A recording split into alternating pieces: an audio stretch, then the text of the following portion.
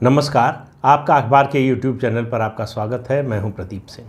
16 साल एक व्यक्ति जो निर्दोष है, जिसकी कोई गलती नहीं है, वो मीडिया के एक बड़े सेक्शन पॉलिटिशियंस, जिसमें विपक्ष के खासतौर से कांग्रेस के छोटे से लेकर बड़े नेता तक शामिल हो और लगभग पूरा विपक्ष शामिल हो, और उसके अलावा गुजरात के कुछ पुलिस अधिकारियों, डिसग्रंटल्ड एलिमेंट्स उनको कहा जा सकता है, सुप्रीम कोर्ट ने कहा है, मैं नहीं कह रहा हूँ, उनके प्रचार का, उनके अभियान का शिकार होता रहे और चुपचाप इसको बर्दाश्त करता रहे, इस उम्मीद में कि एक दिन देश की सर्वोच्च अदालत उसके साथ न्याय करेगी। और कल यानी 24 जून को सर्वोच्च अदालत ने, सुप्रीम कोर्ट ने वो न्याय किया। 3 न्यायाधीशों की बेंच ने, खंडपीठ ने फैसला सुनाया और गुजरात के तत्कालीन मुख्यमंत्री नरेंद्र मोदी को गुजरात दंगों की साजिश के आरोप से बाइज्जत बरी कर दिया। अब देखिए, अदालत में आमतौर पर ऐसे मामलों में होता क्या है, फैसले में ये आता है कि पर्याप्त सबूत न होने के कारण, पर्याप्त साक्ष्य न होने के कारण, या इन्वेस्टिगेशन में कोई कमी होने के कारण, या इन्वेस्टिगेशन डिफेक्टिव होने के कारण, इन वजहों से इस व्यक्ति को रिहा किया जा रहा है, इसको बरी किया जा रहा है। इस मामले में ऐसी एक भी बात नहीं है। जो टिप्पणियां की हैं सुप्रीम कोर्ट ने जजमेंट में, ऑब्जर्वेशन की बात नहीं कर रहा हूँ, जजमेंट में जो लिखा है कि 16 साल से ये अभियान चलाया गया वेस्टेड इंटरेस्ट के लोगों द्वारा। इसमें 2 पुलिस अधिकारियों और एक राजनेता का नाम लिया। इसमें RB श्रीकुमार जो गुजरात के DGP रह चुके, संजीव भट्ट IPS अधिकारी, और हरेन पंड्या जो भाजपा के असंतुष्ट नेता थे, जिनको पार्टी से निकाल दिया गया था।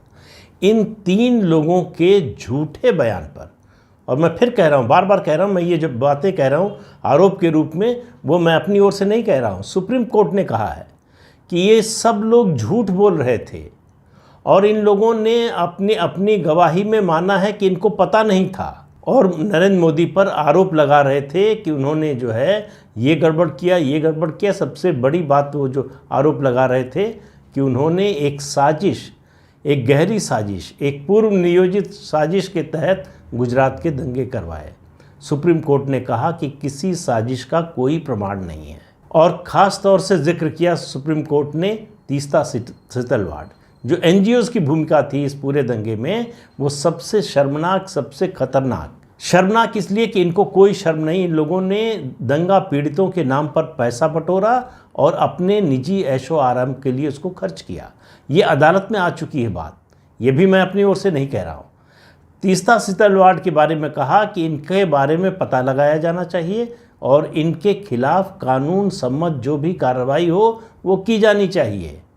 तीस्ता सीतलवाड़ पिछले 15-20 सालों से इस देश की लेफ्ट लिबरल मीडिया की डार्लिंग बनी हुई थी। कोई भी बात बोले, कुछ भी, कोई एक प्रेस कॉन्फ्रेंस करें, अखबारों में, चैनल्स पर मुख्य खबर के रूप में चलती थी। पूरी सुनवाई के दौरान कपिल सिब्बल एक छोटी सी टिप्पणी कर दें, वो देश के राष्ट्रीय अखबारों में प्रमुख खबर के रूप में छपती थी। और सुप्रीम कोर्ट की 3 जजों की बेंच ने जब क्लीन चिट दी है नरेंद्र मोदी को, तो वो खबरें दबा दी गई। ये आरोप लगाते हैं कि पूरी मीडिया को खरीद लिया है मोदी ने, गोदी मीडिया है, सब कुछ मोदी के पक्ष में बोला जाता है, मोदी का ही गुणगान होता है, सब लोग मोदी के खिलाफ बोलने की कोई हिम्मत नहीं करता, सब डरे हुए हैं, डरा कर रखा गया है, अघोषित इमरजेंसी जैसी स्थिति है। ये सब आरोप लगाने वालों को कि अगर मतलब उनकी थोड़ी सी भी शर्म बची हो तो देखना चाहिए कि इस खबर को आज के अखबारों में और टीवी चैनल्स पर किस तरह से उसको ट्रीट किया गया। चैनल्स में आई खबर 5 मिनट चली, 2 मिनट चली, उसके बाद हट गई, महाराष्ट्र पे चले गए।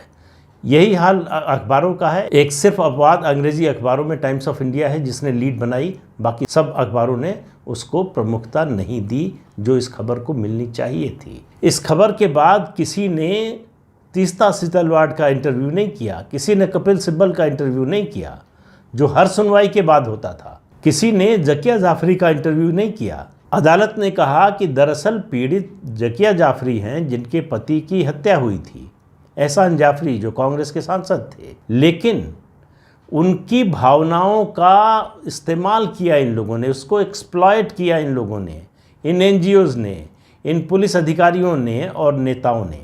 और सुप्रीम कोर्ट ने ख़ास तौर से प्रशंसा की है, भूरी भूरी प्रशंसा की है एसआईटी की, जो स्पेशल इन्वेस्टिगेटिंग टीम थी जो इसकी जांच कर रही थी। उन्होंने कहा कि उन्होंने अपना काम इतने प्रोफेशनल ढंग से, इतने ईमानदारी से और इतने जो है प्रामाणिक रूप से किया है कि उनकी रिपोर्ट पर कहीं से कोई सवाल नहीं उठाया जा सकता। उन्होंने कहा कि जो भी आरोप थे उनकी पड़ताल गहराई से की गई है और उसके साक्ष्य के साथ उसको पेश किया गया है ये क्यों गलत है और ये क्यों सही है। सुप्रीम कोर्ट ने माना जो नरेंद्र मोदी लगातार कहते रहे कि उन्होंने कहा कि कार्रवाई में सरकार की ओर से कोई ढिलाई नहीं हुई।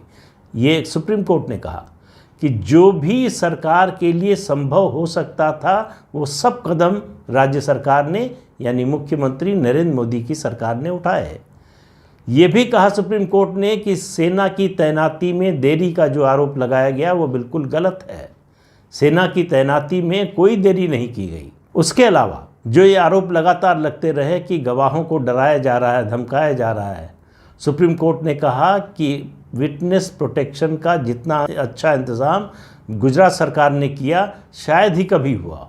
उसके अलावा जो दंगा पीड़ित हैं उनके रिहेबिलिटेशन का काम राज्य सरकार ने बहुत बखूबी किया। आप देखिए जो बातें नरेंद्र मोदी और उनकी सरकार और उनकी पार्टी के लोग कह रहे थे वो सब सच साबित हुई हैं। एसआईटी के जो प्रमुख थे आर.के. राघवन, आईपीएस अधिकारी, पूर्व आईपीएस अधिकारी। एसआईटी का गठन भी कैसे हुआ था ये देखिए, किस तरह से चीज़ों को घुमाया जाता है कि सुप्रीम कोर्ट, मतलब इतना गंभीर मामला था कि सुप्रीम कोर्ट ने तय किया कि एसआईटी से जांच हो, उसकी निगरानी में जांच हो। एसआईटी की जांच की मांग एक एनजीओ ने की थी। एनजीओ की मांग पर उस समय जो बेंच सुनवाई कर रही थी उसने गुजरात सरकार के वकील से पूछा कि आपका क्या कहना है, जो कि ऐसे मामलों में हमेशा अदालत और जज पूछते हैं। ये एक सामान्य जो है रूटीन प्रोसेस था। गुजरात सरकार के वकील ने कहा कि हम लंच ब्रेक के बाद आपको सरकार से बात करके बताएंगे। और जब लंच ब्रेक के बाद सुनवाई फिर शुरू हुई तो गुजरात सरकार के वकील ने कहा कि राज्य सरकार को कोई समस्या नहीं है अगर इसकी जांच एसआईटी से कराई जाए। आज केंद्रीय गृह मंत्री अमित शाह ने कहा कि हम लोगों के सामने जब ये बात आई तो हम लोगों ने कहा कि हमारे पास छिपाने के लिए तो कुछ है नहीं, हमको जब कुछ छिपाना नहीं है तो हम जांच से क्यों डरें, हम क्यों जांच का विरोध करें। इसलिए गुजरात सरकार की कंसेंट से एसआईटी का गठन किया सुप्रीम कोर्ट ने। गुजरात सरकार चाहती तो इसको कंटेस्ट कर सकती थी, हो सकता है एसआईटी न बिठाई जाती, लेकिन गुजरात सरकार को और नरेंद्र मोदी को कुछ छुपाना नहीं था, इसलिए उन्होंने एसआईटी का विरोध नहीं किया। इसके बावजूद उनके खिलाफ आंदोलन चलाया गया, उनके खिलाफ अभियान चलाया गया। उनको अमेरिका का वीज़ा देने से रोकने के लिए इस देश के 50-60 सांसदों ने अमेरिका के राष्ट्रपति को चिट्ठी लिखी। उसमें सहायक बनी केंद्र की मनमोहन सिंह की सरकार। एक निर्वाचित मुख्यमंत्री को विदेश जाने के लिए वीज़ा न मिले एक देश का, इसमें सहायक बनी देश की सरकार, उस समय की मनमोहन सिंह की सरकार। और ये कहते हैं कि पॉलिटिकल वेंडेटा नरेंद्र मोदी चला रहे हैं।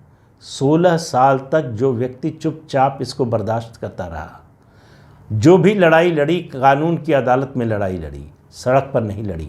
जब उनसे 16 घंटे की पूछताछ की एसआईटी ने तो उस समय एक भी बीजेपी का कार्यकर्ता उस दफ्तर के बाहर नहीं आने पाया। सख्त हिदायत थी कि कोई राजनीतिक कार्यकर्ता उसके आसपास भी नहीं जाएगा। जो ये तमाशा आप राहुल गांधी से सिर्फ पूछताछ पर देख रहे हैं, अगर नरेंद्र मोदी तय कर लेते तो गुजरात में लाखों लोग मरते, लेकिन उन्होंने एक भी व्यक्ति को आने नहीं दिया। क्यों? क्योंकि उनको भरोसा था कि उन्होंने कुछ गलत नहीं किया। ये जो ड्रामा करा रहे हैं विरोध का, आंदोलन का, गिरफ्तारी का, दरअसल इनको डर है जेल जाने का। इन पर आरोप है भ्रष्टाचार का, और इनको लग रहा है कि वो भ्रष्टाचार का आरोप साबित हो सकता है, उससे डरे हुए हैं। और आप देखिए कि इस सारे मामले में, कई मामलों में हो गया, हनुमान जी की एक अजब सी भूमिका सामने आ रही है। महाराष्ट्र में आप देख ही रहे हैं, हनुमान चालीसा पढ़ने का विरोध करने का क्या नतीजा हुआ। उसके अलावा देखिए आर.के. राघवन कल एक चैनल पर मैं सुन रहा था, रात में वो बात कर रहे थे, उन्होंने कहा कि बहुत भारी दबाव था, मानसिक दबाव था उन लोगों के ऊपर, हर तरफ से दबाव था, लेकिन उन लोगों ने, पूरी टीम ने तय किया कि कोई कॉम्प्रोमाइज़ नहीं करेंगे, जो सच है वही बताएंगे, जो उनको जांच में मिलेगा वही पेश करेंगे, उसको कहीं इससे इधर उधर करने की कोशिश नहीं करेंगे। और उन्होंने कहा मुझे सबसे ज़्यादा ताकत मिली जहाँ ये इन लोगों को कैंटोनमेंट एरिया में रखा गया था, जो एसआईटी की टीम थी। उन्होंने कहा कि पास में ही एक हनुमान जी का मंदिर था, मैं रोज़ सुबह जाता था और वहाँ ध्यान लगाता था, हनुमान जी से प्रार्थना करता था। उन्होंने कहा कि वो मेरे प्रिय देवता है। तो हनुमान जी इस समय देश में बहुत से खेल कर रहे हैं, तो भाई हनुमान जी का ध्यान रखिए। आप लोग भी हनुमान जी को नाराज़ करने की कोशिश मत कीजिए, वरना हाल उद्धव ठाकरे जैसा होगा या फिर उन नेताओं और एनजीओ जैसा होगा जिनका होने वाला है। सुप्रीम कोर्ट से हरी झंडी मिल गई है इस तीस्ता सीतलवाड़ के खिलाफ एक्शन की। अब बारी है इसके परेशान होने की, अब बारी है इसके जेल जाने की। विदेशों से पैसा लेकर, देश से पैसा जुटाकर देश के खिलाफ अभियान चलाना, देश के एक लोकप्रिय नेता के खिलाफ अभियान चलाना, देश की सबसे बड़ी राजनीतिक पार्टी के खिलाफ अभियान चलाना, उसके ये सब दोषी हैं। इन सब के खिलाफ कानूनी कार्रवाई होनी चाहिए, इन सब को जेल भेजने का प्रयास होना चाहिए। जाएंगे कि नहीं जाएंगे वो अदालत तय करेगी, लेकिन इनको भेजने का प्रयास तो निश्चित रूप से होना चाहिए। ज़किया जाफरी के दुख से इतनी चिंतित थी कांग्रेस पार्टी, बहुत परेशान थी, बहुत दुखी थी, लेकिन कम से कम पिछले 16 साल में 20 बार सोनिया गांधी गई होंगी गुजरात, एक बार भी ज़किया जाफरी से मिलने नहीं गई, इतनी चिंता थी। ये जो एनजीओ हैं, इन लोगों ने गुजरात के लगभग हर पुलिस स्टेशन में बीजेपी के वर्कर्स के खिलाफ मुकदमे दर्ज कराए, और नरेंद्र मोदी की सरकार ने रोकने की कोई कोशिश नहीं की, दर्ज होने दिए, क्योंकि उनको मालूम था कि झूठे मुकदमे हैं, झूठ साबित हो जाएगा। एसआईटी ने पूरे प्रोफेशनल तरीके से अपनी जांच में इन झूठ बोलने वालों की पोल खोल दी है, और सुप्रीम कोर्ट ने कहा है कि ये वेस्टेड इंटरेस्ट के तहत था। ये एक के बाद एक एप्लीकेशन, एक के बाद एक मुकदमा, इसलिए कि to keep the pot boiling, ये सुप्रीम कोर्ट की टिप्पणी है। आप इससे अंदाज़ा लगाइए कि हो क्या रहा था देश में। नरेंद्र मोदी के खिलाफ किस तरह की साजिश हुई, किस तरह उनको हर तरह से राजनीतिक रूप से ख़त्म करने की साजिश हुई। सोनिया गांधी की नज़र में वो मौत का सौदागर हैं, सुप्रीम कोर्ट कह रहा है वो निर्दोष हैं। आप किसकी बात मानेंगे? सोनिया गांधी और कांग्रेस पार्टी ने, और उस समय जो गृह मंत्री थे चिदम्बरम, पूरी कोशिश की कि किसी भी तरह से नरेंद्र मोदी को जेल भेज सकें। इसके लिए उन्होंने पहले पुलिस अधिकारियों का एक फर्जी मुठभेड़ का मामला उठाकर पहले पुलिस अधिकारियों को, 3 आईपीएस अधिकारियों को जेल भेजा। उसके बाद अमित शाह की गिरफ्तारी कराई कि इन पर जेल में और पुलिस कस्टडी में दबाव डालकर ये लोग नाम लें नरेंद्र मोदी का। किसी ने नहीं लिया, क्योंकि नाम बनता ही नहीं था। कुल मामला क्या, 27 फरवरी की एक मीटिंग को लेकर झूठ खड़ा किया गया। एडमिनिस्ट्रेशन की बैठक हुई, हाई लेवल मीटिंग हुई, जिसको चेयर किया चीफ मिनिस्टर ने, नरेंद्र मोदी ने, और कहा गया कि उसमें उन्होंने कहा कि भाई हिंदुओं को अपनी भड़ास निकालने का मौका मिलना चाहिए, जो कि झूठ था, जो कि साबित हुआ कि झूठ था। ये झूठ फैलाया आरबी श्री कुमार ने, ये झूठ फैलाया संजीव भट्ट ने और हरेंद्र पंड्या ने, और इस झूठ को आगे बढ़ाया तीस्ता सीतलवाड़ के एनजीओ ने। उसके अलावा लेफ्ट लिबरल इकोसिस्टम जो है, पूरा लेफ्ट और कांग्रेस पूरी तरह से नरेंद्र मोदी के खिलाफ लग गए। मीडिया का एक सेक्शन, जब भी वो किसी सार्वजनिक कार्यक्रम में जाते थे, किसी प्रेस कॉन्फ्रेंस में, किसी और कार्यक्रम में, एक ही सवाल पूछा जाता था कि क्या गुजरात दंगों के लिए माफ़ी मांगेंगे। ये जो लोग पूछते थे सवाल, उनमें से किसी ने, मैं दावे के साथ कह रहा हूँ, किसी ने दिल्ली में हुए सिख नरसंहार के बाद राजीव गांधी 7 साल तक जीवित रहे, इनमें से किसी ने उनसे एक बार भी नहीं पूछा होगा क्या आप इस नरसंहार के लिए माफ़ी मांगेंगे। 2002 और आज है 2022, 20 सालों में गुजरात में एक भी दंगा नहीं हुआ, जबकि उससे पहले का जो रिकॉर्ड है गुजरात का कि हर साल कई छोटे मोटे दंगे और हर 2 साल में बड़े दंगे होते थे, और दंगे गुजरात में होते थे, महीनों महीनों चलते थे।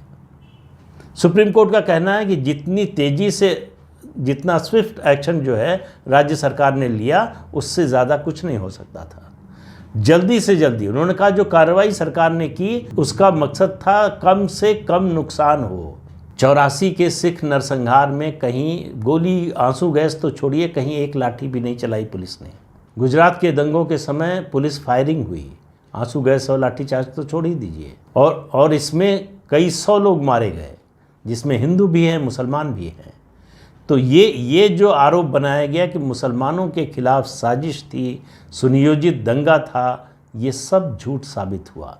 और इन सब लोगों ने जिन्होंने ये अभियान चलाया, उनकी नज़र में गोधरा में जो ट्रेन की बोगी में हुआ वो कोई खबर नहीं थी। वो आग, उनका बहुत से लोग मतलब उन बेशर्मी की हद तक यहाँ तक चले गए कि कहा वहीं अंदर से कारसेवकों ने आग लगा ली। अब इससे बड़ा जो है झूठ, इससे बड़ा फरेब, इससे बड़ा दोगलापन और क्या हो सकता है। लेकिन ये सब ये देश देखता रहा। जो जनतंत्र की दुहाई देते हैं, अभिव्यक्ति की स्वतंत्रता की दुहाई देते हैं, उन सब में से किसी के मुंह से नहीं फूटा कि ये गलत क्यों हो रहा है, ये अत्याचार क्यों हो रहा है। आज जो केवल ईडी, इनकम टैक्स या सीबीआई की पूछताछ पर जो है जंपिंग जैक बन जाते हैं, उछलने लगते हैं, उनसे पूछिए कि ये क्या था। पॉलिटिकल वेंडेटा इसको कहते हैं, और वो पॉलिटिकल वेंडेटा था। पहली बार ये बात सुप्रीम कोर्ट में साबित हुई है और सुप्रीम कोर्ट ने माना है इसको। तो निचली अदालत, फिर हाई कोर्ट, फिर सुप्रीम कोर्ट, तीनों जगह से एक जैसे फैसले आए। तीनों ने माना कि ये जो आरोप लगाया गया है नरेंद्र मोदी, उनके अलावा 60-65 लोगों पर, और ये सब झूठा, मनगढ़ंत और कुटिल इरादे से लगाया गया आरोप है, जिसमें कोई सच्चाई नहीं है। तो सच की तो जीत होती है, लेकिन अगर वो सच हो तो, और नरेंद्र मोदी की जीत इसीलिए हुई है। आखिर में कहूँगा कि जो गृह मंत्री अमित शाह ने बात कही है कि इन 16 सालों में, 16 साल बार बार इसलिए कह रहा हूँ कि 2006 में मुकदमा दायर हुआ था, उससे 16 साल, इन 16 सालों में नरेंद्र मोदी भगवान शंकर की तरह नीलकंठ बने रहे, विष पीकर चुपचाप शांत बने रहे। कभी अपने ऊपर दाखिल इस मुकदमे को पॉलिटिकल इशू, इसको आंदोलन के रूप में जो है परिवर्तित करने का उन्होंने उसकी कोशिश नहीं की। ये होता है अगर आपको अपने आप पर भरोसा हो और न्याय व्यवस्था पर देश की भरोसा हो। जिन लोगों को ये दोनों नहीं होता, ना अपने पर भरोसा होता है, न न्याय व्यवस्था पर भरोसा होता है, वो सड़क पर दंगा करते हैं, वो सड़क पर तमाशा करते हैं। जो राहुल गांधी की पूछताछ के समय आपने देखा, जो जब पेशी हुई थी अदालत में सोनिया गांधी, राहुल गांधी और दूसरे लोगों की, उस समय जो देखा था आपने। तो इसलिए पॉलिटिकल वेंडेटा की जो लोग बात करें, उनको देखना चाहिए कि इससे कैसे निपटा जाता है। ये नरेंद्र मोदी ने दिखाया, लेकिन उसके लिए सच्चाई के रास्ते पर खड़ा होना होता है। अगर आप सच्चाई के रास्ते पर हैं तो न्याय मिलेगा, नहीं तो क्या होगा आप समझ सकते हैं। तो आज के अंक में इतना ही, अगले अंक में फिर मिलेंगे किसी नए मुद्दे के साथ। तब तक के लिए इजाज़त दीजिए। आपसे अनुरोध है कि ये चैनल देखिए, शेयर कीजिए, लाइक कीजिए और सब्सक्राइब ज़रूर कीजिए। नमस्कार।